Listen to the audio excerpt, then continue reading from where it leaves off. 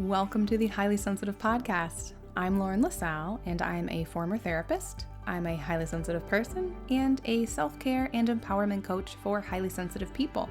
My goal for this podcast is to create a feeling of community, to be a supportive place for HSPs, and to normalize our experiences as highly sensitive people. Because I'm pretty sure we've all spent way too much time feeling like we're weird or don't fit in. Well, guess what? Here, you fit in perfectly. This podcast will give you tools to better understand yourself, to help you learn how to care for yourself as an HSP, and to start viewing your sensitivity as a strength. Thank you so much for joining me, and let's begin. Hello, everybody. Welcome back to the podcast. We just had our March HSP community meeting this afternoon, and as always, it's such a nice place. It's great people. Let me know if you would like to join. I will put the link in the episode description. It's a small group right now. It's so much fun. But anyway, where I'm going with this is we were talking a little bit about self-acceptance and how it can be really hard, especially for an HSP, to fully accept yourself because we've had so many negative messages about ourselves and who we are sort of ingrained into us for most of our lives, if not our whole lives.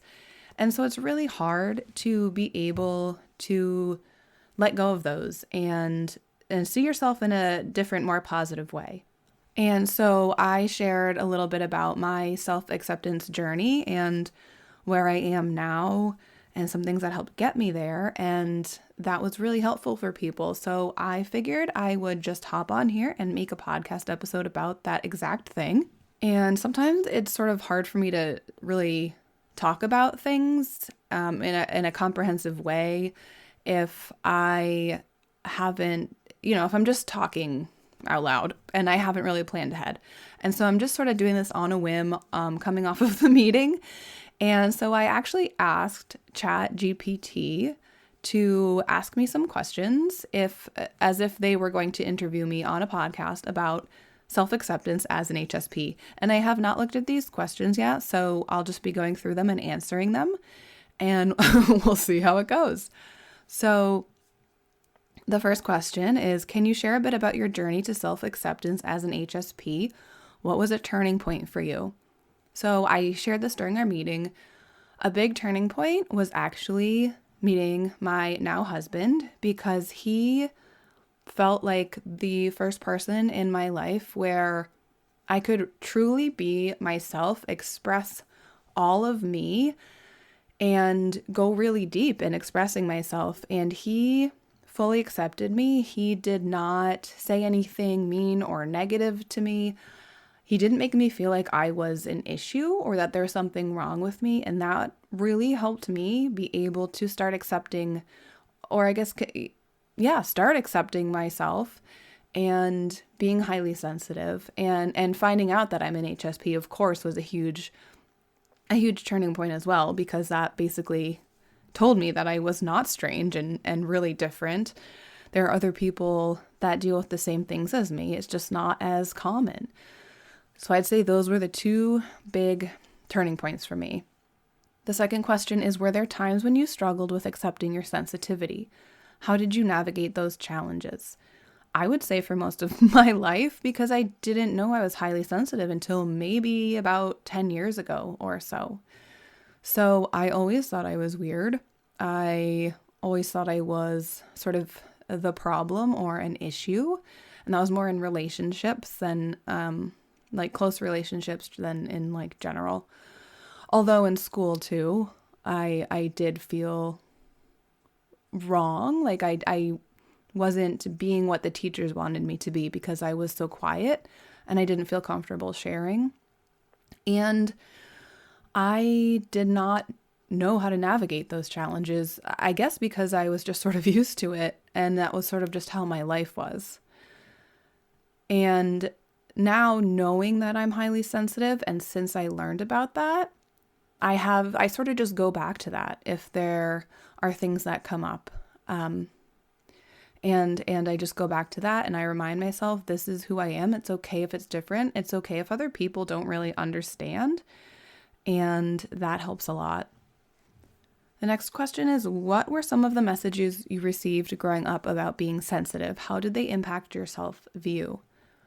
I don't know that they were necessarily about being sensitive, but they definitely, looking back, pertain to being a highly sensitive person, like feeling like I was too emotional, too dramatic in my expression.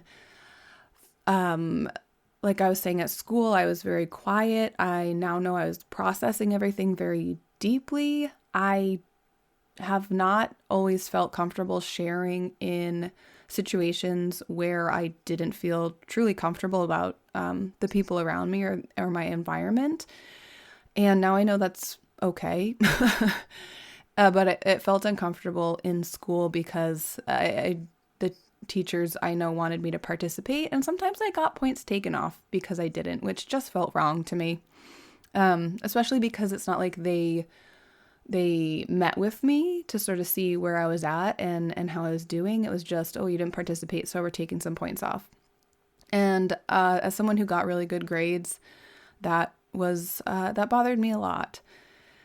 And like I said before, just in general, I just felt like I always got messages that I was wrong or expressing my feelings was bad and that I shouldn't do that. And I think just not seeing the world in the same way as most other people, just made me feel like there's something wrong with me.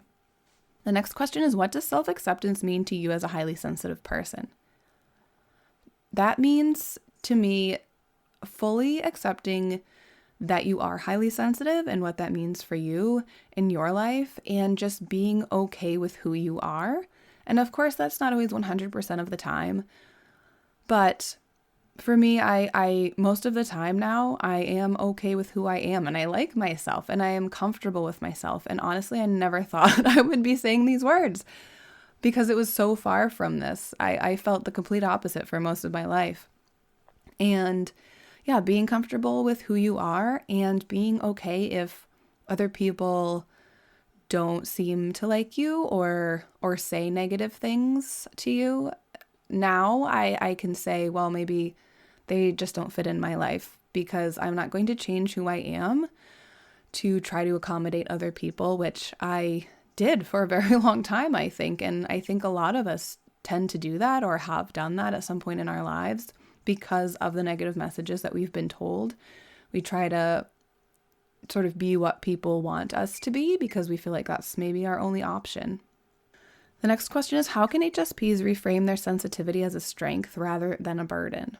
Well, I think one of the things is to actually look at your strengths. And sometimes, like reading The Highly Sensitive Person by Elaine Aron, the book, that can be really helpful. Talking to other HSPs. And as I was saying, I have an HSP community. We talk in a private group online, and we also meet once a month on Zoom. That has been really, really helpful for, I think, everyone involved. And I know some people were sharing that today at the meeting, that the group has helped them accept who they are more and accept being highly sensitive, because you are able to connect with other people and see, oh, that's not weird. Or we are able, even if we can't see our own strengths sometimes, we can point out strengths for others. So that connecting with other HSPs can be really helpful. Reading about it can be really helpful. Noticing your strengths, writing them down if you want, so you have a list so you can refer to that when you're in a bad place. That can be helpful too. It can be really hard to do that, but there are definitely ways, and it is totally possible. It does take time. The next question, I like this one. How do boundaries play a role in self-acceptance for HSPs? That's a really good question. When you are able to set boundaries, you are sort of accepting yourself just in that action. You are accepting that this is what my need is. You are communicating that to other people, and you are putting yourself first. You're putting your needs first, which I know a lot of us don't do because we want to put other people first. But when you are able to set boundaries and feel good about it too, and know that you are doing this because this is what you need, you're not doing it against somebody. You are doing it because this is what's good for you to help you be the best version of yourself. That's a huge step toward self-acceptance. I think boundaries are so hard for us to set a lot of the time, but I do have quite a few episodes, if you haven't heard those, about setting boundaries. So if that's something you're interested in, I would go back and listen to those. I have some free resources also I will link. But yeah, that it can be so hugely helpful because you're saying yes to yourself when you are setting boundaries. What advice would you give to someone who is just discovering they're highly sensitive and struggling to accept it? I think that would be the same as what I talked about earlier. Reading about it and connecting with other HSPs are huge things to do when you're first learning about it. So I think that seems like a good amount. There are some other questions, but I don't know. I answered the ones that I really like. So I hope this was helpful for people listening. I have done so much work around self-acceptance over the past several years, and I feel like I am in a really good, solid place now, which, again, never thought I would say. And if you would like to work on self-acceptance as well, like I was saying, the HSP community, we would love to have you as a part of that. The free resources that I have, awesome. I am actually working on a self-acceptance mini course, and I don't know if it will be released to the public by the time this episode comes out. If it is, I will link it in the episode description. But I am having my HSP community members go through it first so they can give me feedback on how to make it the best self-acceptance mini course it can be. And I also have the Sensitive Self-Care Collective, which is a 12-week at your own pace, fully comprehensive self-care program where you also are able to be a member of the HSP community as well as my membership resources.